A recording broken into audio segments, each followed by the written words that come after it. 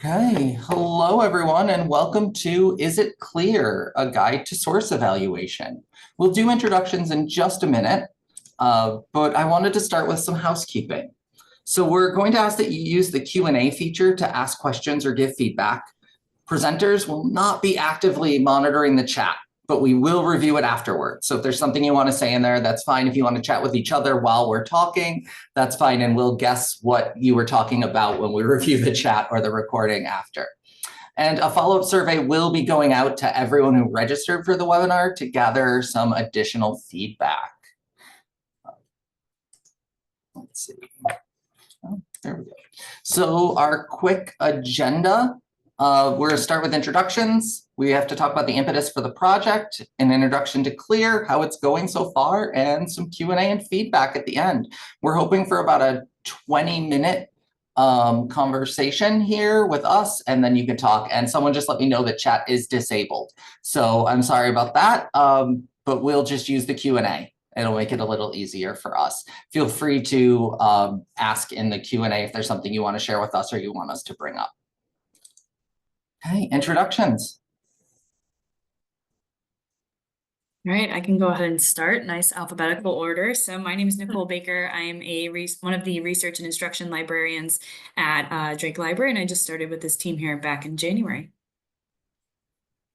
Hi, everyone. My name is Kelly Barbado, and I'm the head of research and instruction services here at SUNY Brockport. And I also started on this team in January of this year. Hi, I'm Jennifer Kegler, and I'm a research and instruction librarian here, and I also serve on the General Education Assessment Committee campus-wide here. And I am Logan Rath. I'm a reference and instruction librarian here, and I think that's all that's important for this meeting. I'm the one that sent out the invitation to the webinar. We'll go with that. And I did figure out how to enable chat, so that should be open now. And we will be sharing the recording.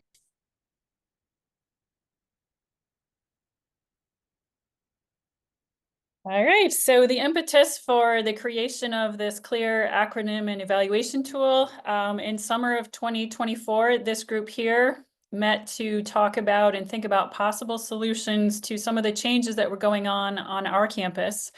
Earlier last year, SUNY came out with some new information literacy SLOs. So because we had adopted them onto our campus and kind of reorganized where information literacy was taught, that was something that had recently been assessed. And here at Brockport, we took the 3 SLOs that SUNY gave for information literacy and we attached them to 3 different general education courses. So for this particular project, we're focusing on just one part of the SUNY SLO, which is evaluate information with an awareness of authority, validity, and bias.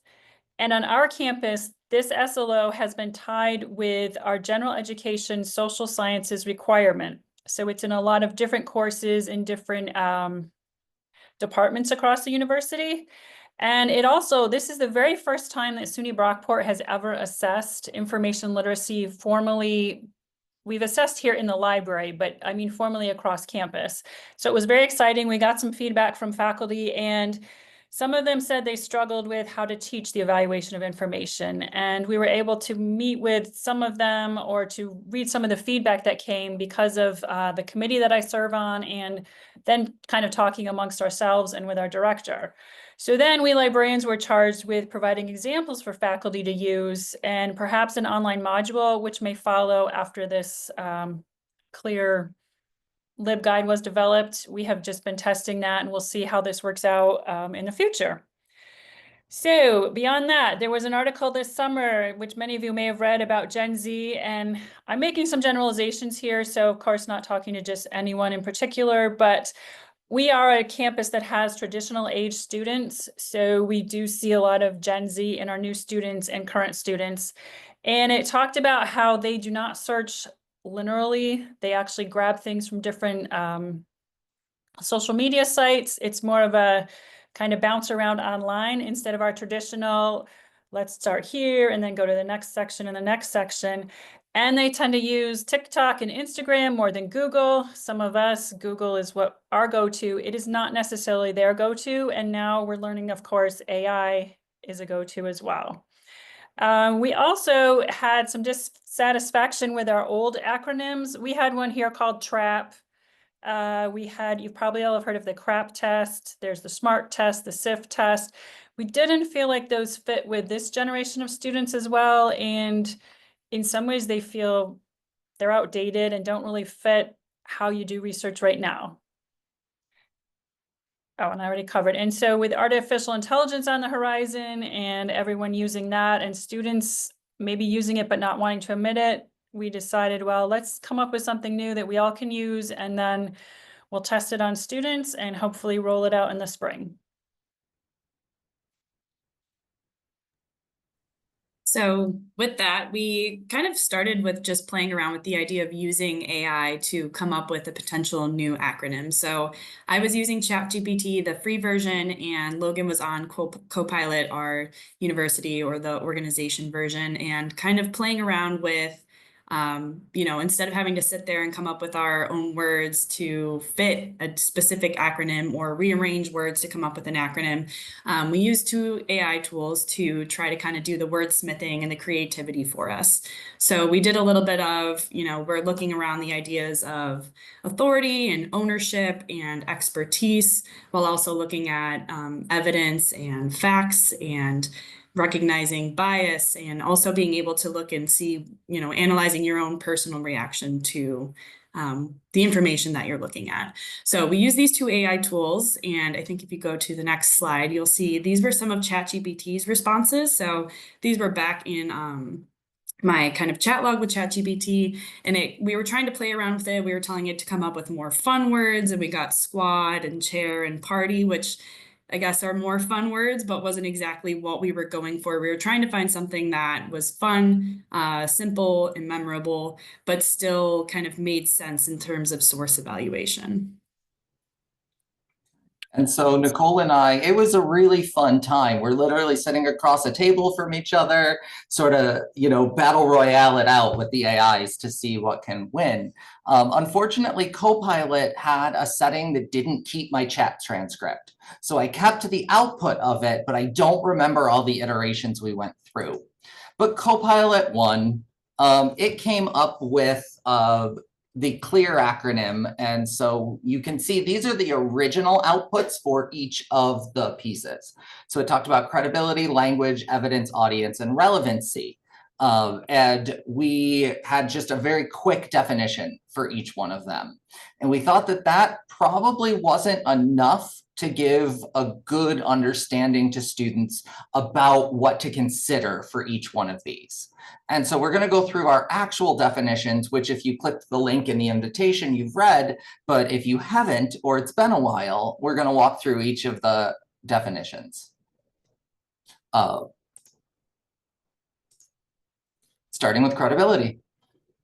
Right. So credibility, we're looking at reliability and trustworthiness of the source. So specifically kind of looking at, that ownership, where is the information being obtained from, where is it being published? And also, again, looking at specifically if the author or the publisher have the expertise in the area of the content that they're providing. And then kind of also looking at a little bit of, is the information accurate and truthful? So when looking at L, which stands for language, this involves the clarity and appropriateness of the language used in the information source. So an effective piece of information should be presented in a way that is easily understandable by the intended audience. And then E for our evidence. So we're looking at the evidence, right? The supporting data, the facts, the information that is in the source, or whether, again, can be applied to scholarly articles, TikTok videos. So what is the data that is being given for the evidence? Looking at their resources, looking at where the information is coming from to see overall how reliable it is. So next, A stands for audience. An audience refers to the specific group of people for whom the information is intended. Understanding the target audience can help in evaluating whether the content is suitable and relevant to their needs and interests. And finally, R for relevance. So looking at how much the information that you are looking at, reading, or watching aligns with the needs that you have for the question that you're asking. And looking at if this actually contributes meaningfully to your research question, just to decide if you want to add it to your resources. So all of this information that we're presenting to you here about C.L.E.A.R is contained at the 2 links here.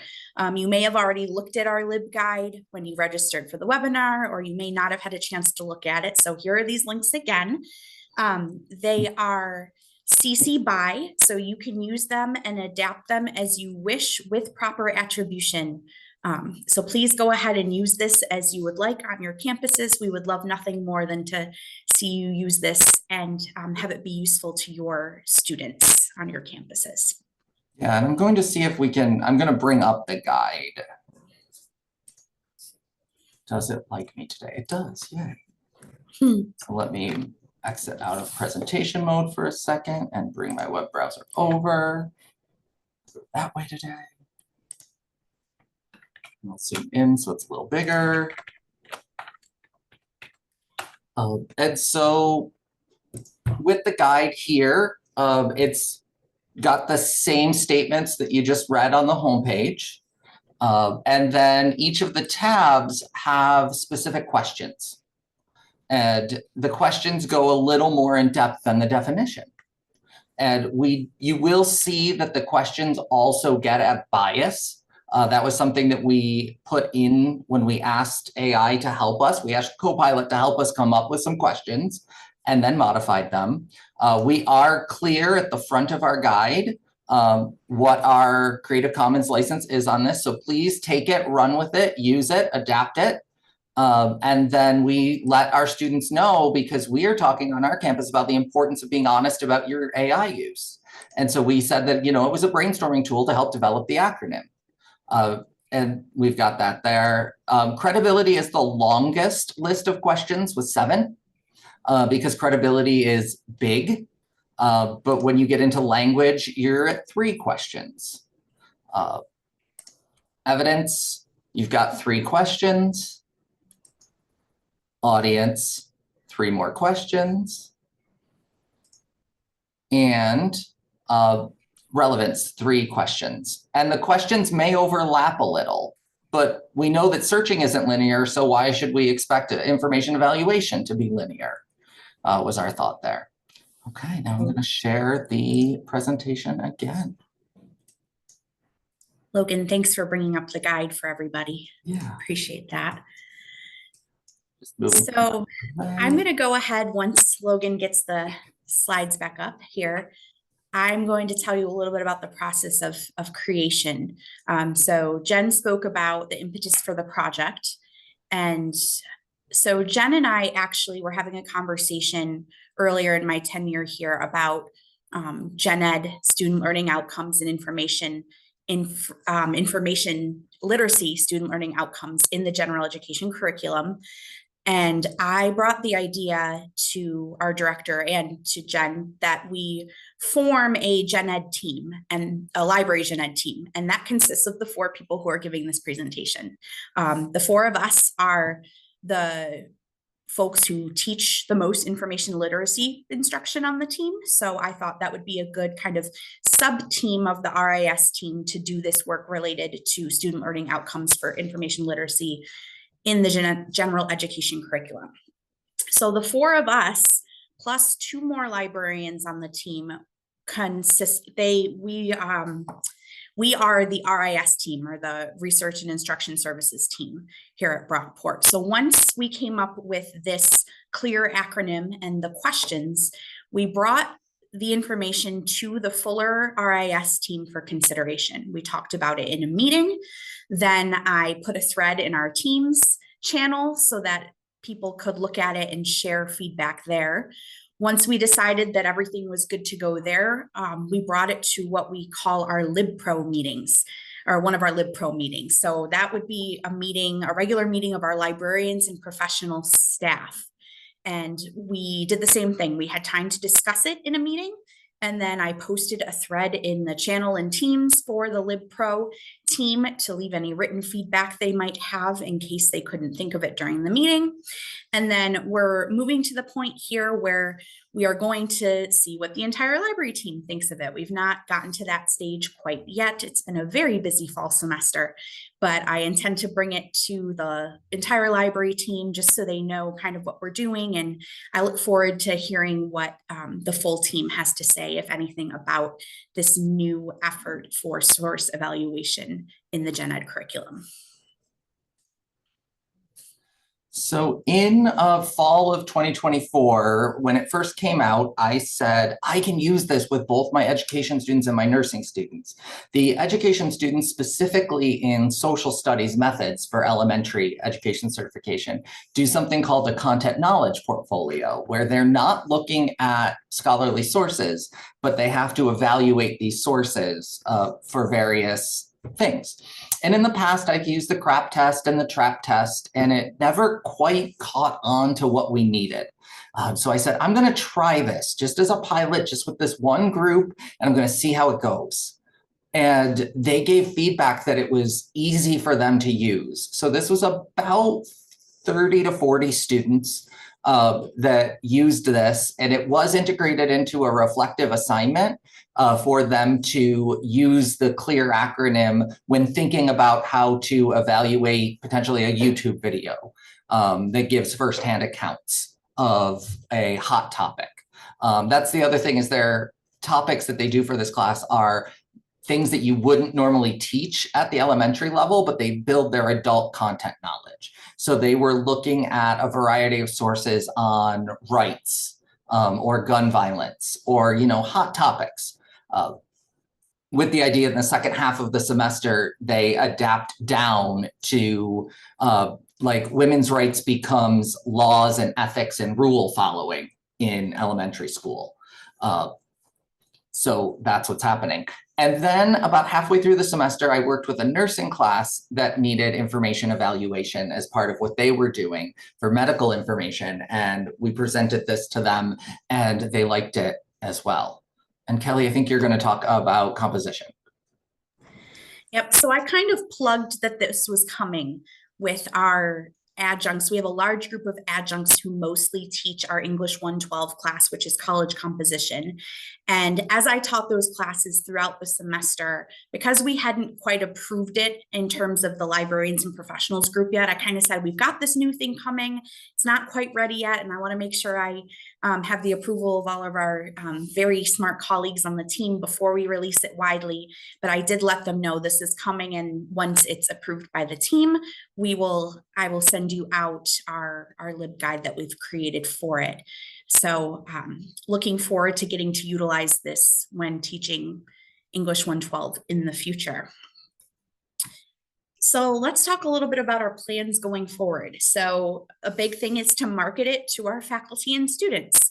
We're talking about doing a postcard campaign. One of our Circ Desk workers is incredibly talented artistically, and she created this really beautiful postcard that we're going to send to faculty across campus.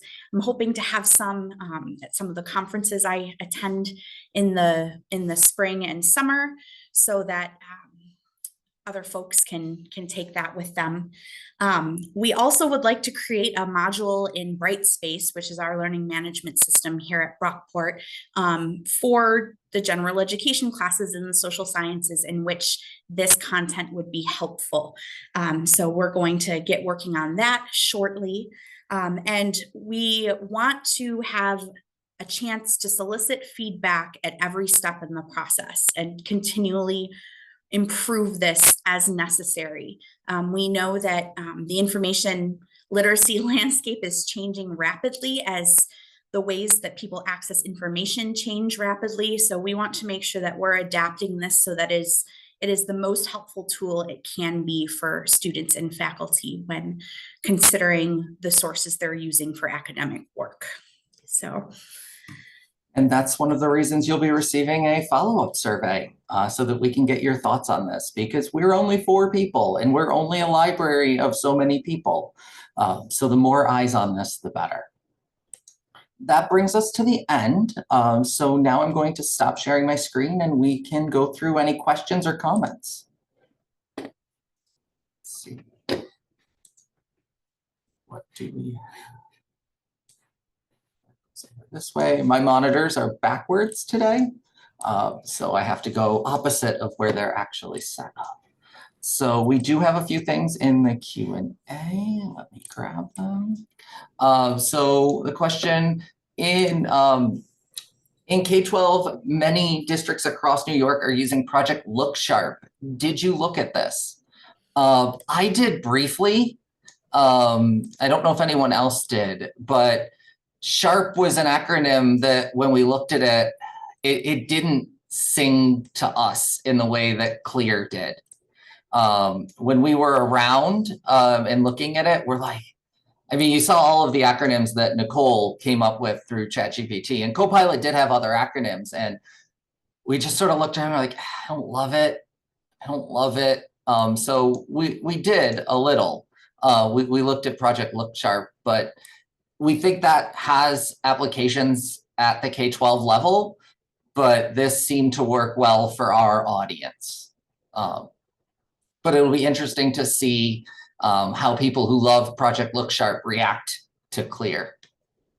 Okay. The next question, have you tried building a lesson or activity around it? What advice would you have? Open this one up to the group. Logan, you talked a little bit about how you did this in education.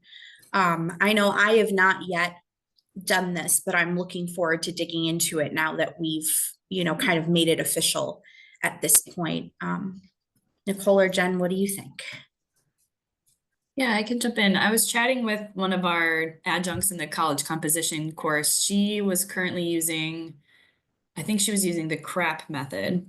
So we were also having chats about C.L.E.A.R coming out. And I mean, similar to what she was doing with the CRAP method, she was having her students in that class look at, I think they started with news articles and identifying different news articles, some more from maybe like popular, what's the word I'm looking for? Like kind of blog sites or sites talking about celebrities, and then moving into actual news articles, and then moving into scholarly peer-reviewed articles. So she kind of played with it that way, and having the students go through the guide and using different questions to kind of get practice. And okay, how do I know? And I think this kind of relates to a question later on, but how do I know if this person is a reliable author or a publisher? Can I just click their bio on the website that's posting the information? And that might not be the best, because of course they're going to say that their authors are great, they work for them, but how to find other sources to identify, the background of the author or the publisher itself. And I mean, that was built really well into the class where it kind of fit into the curriculum. But yeah, that was kind of an example that I saw so far. Your mic's off, Jen. I have not built any lessons or taught with it yet. That is in our plans though. And so now that we've got this out and we've announced it, I think we're going to be going wild in the spring semester with different ways and discussions around how we can teach it. One of the ways I've always taught information evaluation is just to ask students how they evaluate information online. And then I take their answers and map them out on a whiteboard with the C.L.E.A.R words or the trap words or the crap test words. And I'll say C.L.E.A.R worked a lot easier than the crap test. It just always felt like I was trying to pull something out of them and get them to say a word that was not natural to them, them being the students. So we'll see what happens. So stay tuned. Or send us your stuff if you use this and adapt it, right? And we can add it to our guide.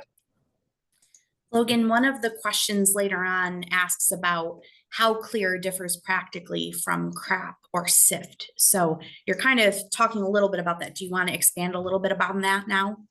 Sure.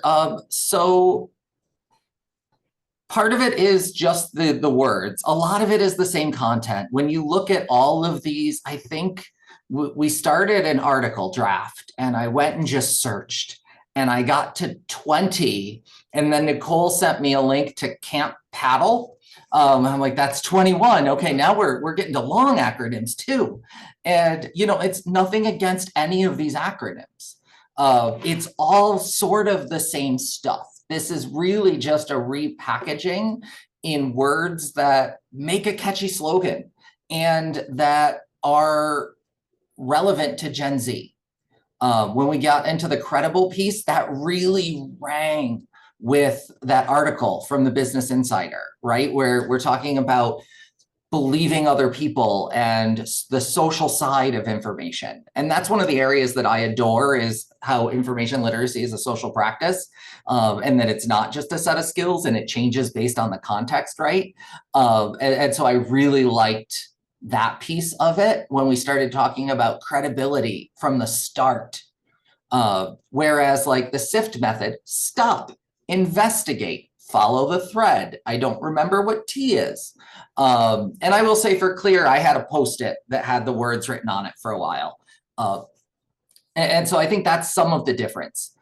SIFT is more of an actual strategy that you would take. So you could combine C.L.E.A.R and SIFT. But C.L.E.A.R will be more of a, we don't want to use the word framework because we don't want to confuse that with the ACRL framework, right? But it's more of a holistic approach of what you need to think about. So it's closer to the CRAP test in that way. But again, it's not a test. It's not a, you answer these questions and then you have a yes or no answer. And I know, Jennifer, that was something you and I talked about, was we don't want another like checklist or test. And so we thought, since information comes in a variety of formats, if we went to more of a, here are all of the different types of questions, this will at least give the students that don't know where to start a list of questions. And if they're working with AI, they can ask these questions to AI to learn more. So we thought that that might be good. Yeah, and just to add to that too, I think that C.L.E.A.R kind of lends itself to a more lateral reading approach of finding information than SIFT and CRAP do. We know that finding information is not a linear process. It maybe was when we were in undergrad back in the day, but information's coming at us from all sides these days. So it's important to have an approach that kind of acknowledges that and helps us work through that. And I think C.L.E.A.R does that well. Yeah. So there was another question about what role lateral reading played, and I think we've answered that.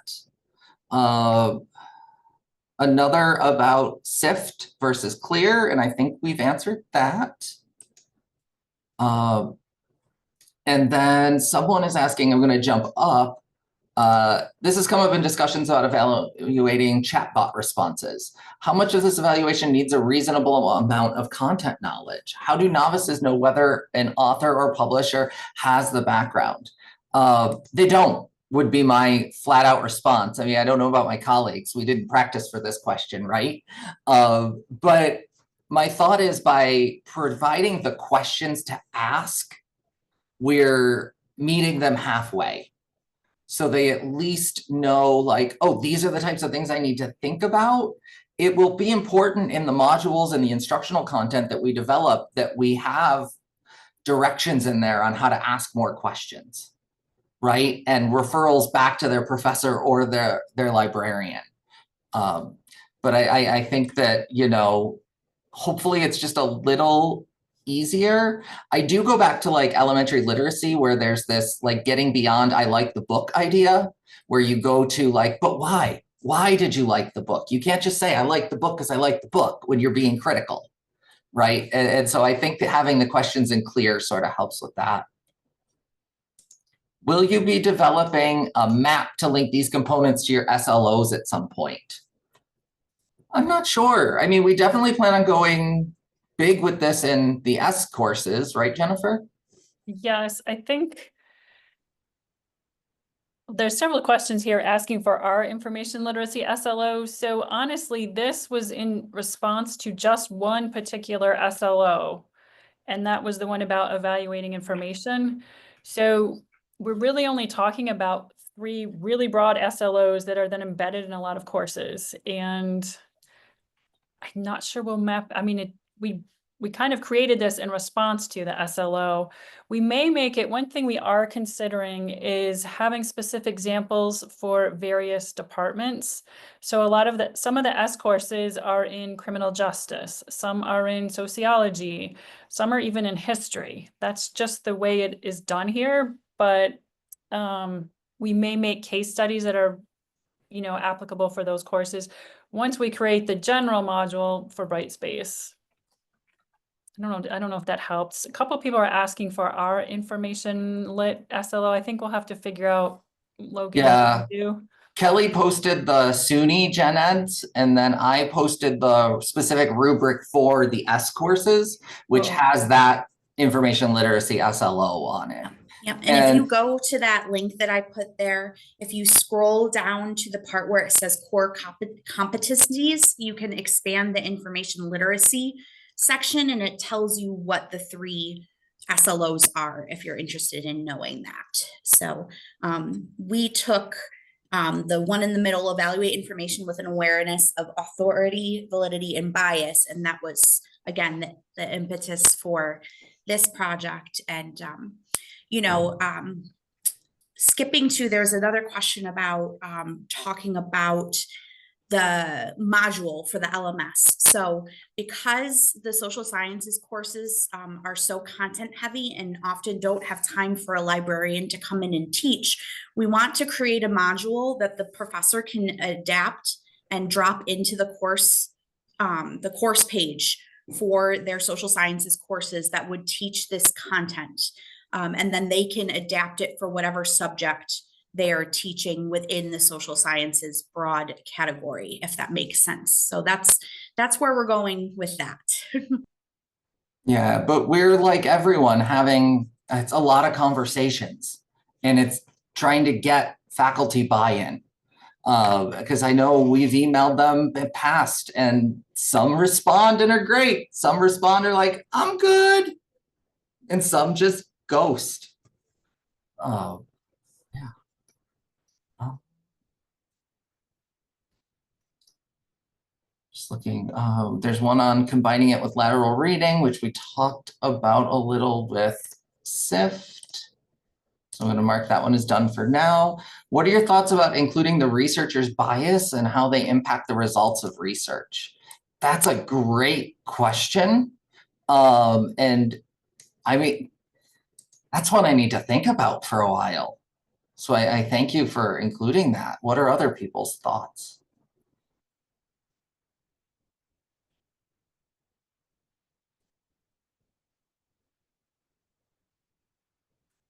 Okay. So I think we're all just going to think about that for a while.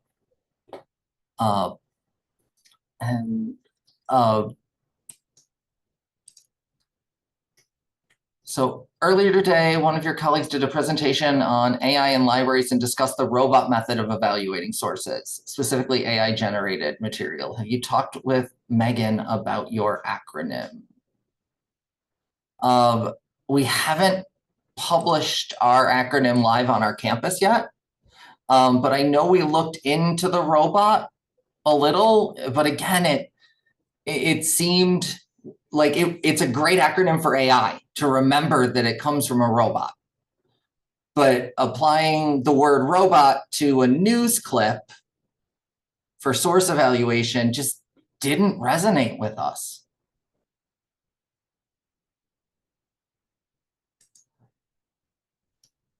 4 left. I think it's great to think about Gen Z, and I'm curious to connect this with digital literacy skills, which we're seeing students struggle with: word processing, file management, printing. Oh, I like that idea. I have no comment other than I like it.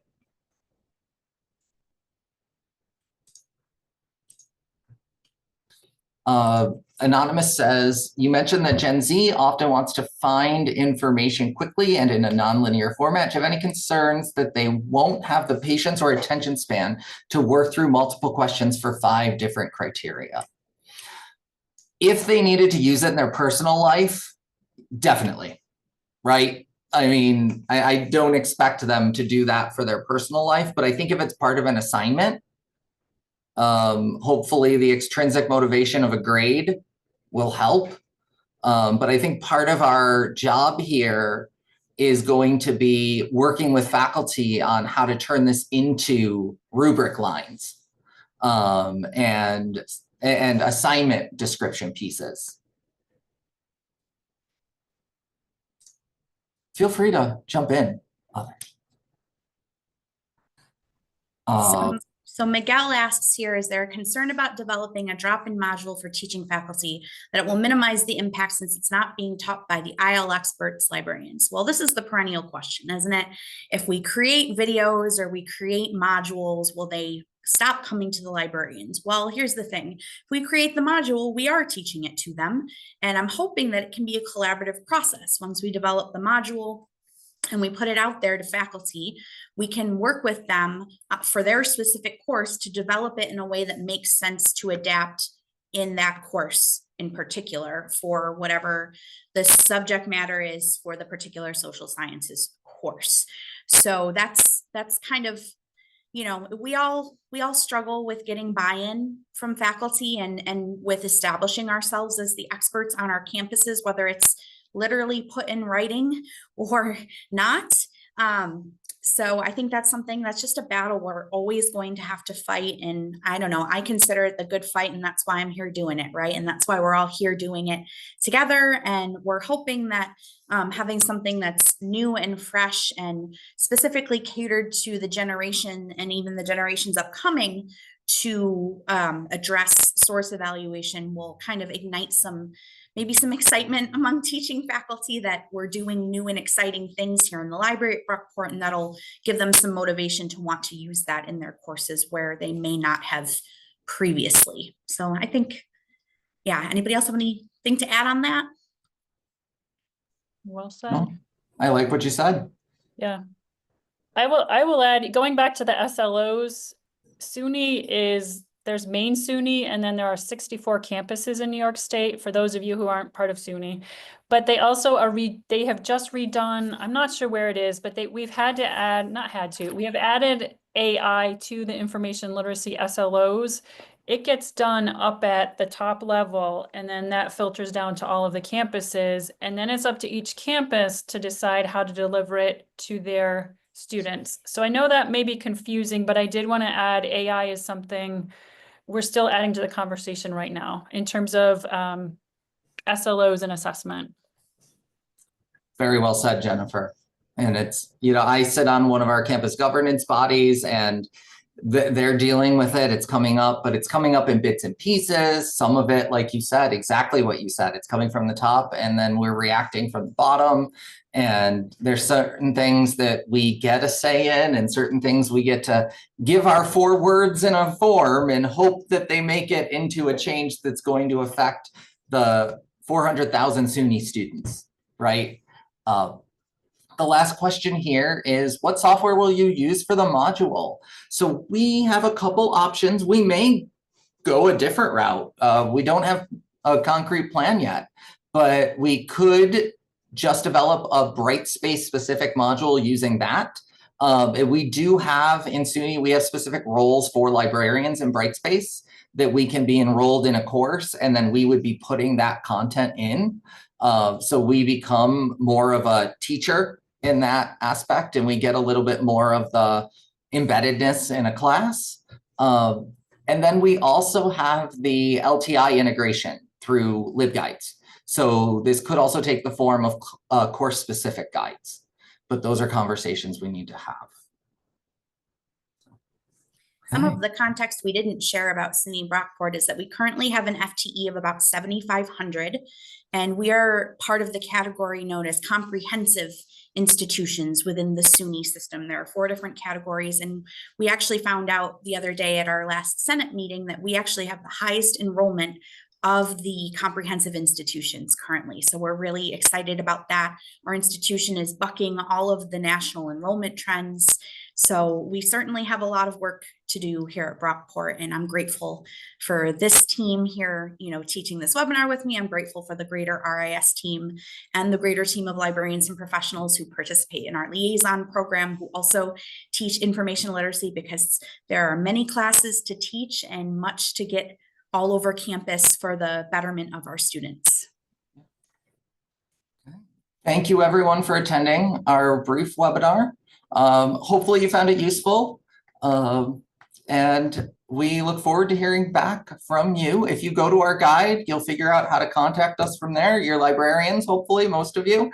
And then you can also reply to the email with my contact information and I'll share it with the team. I'm going to end the recording.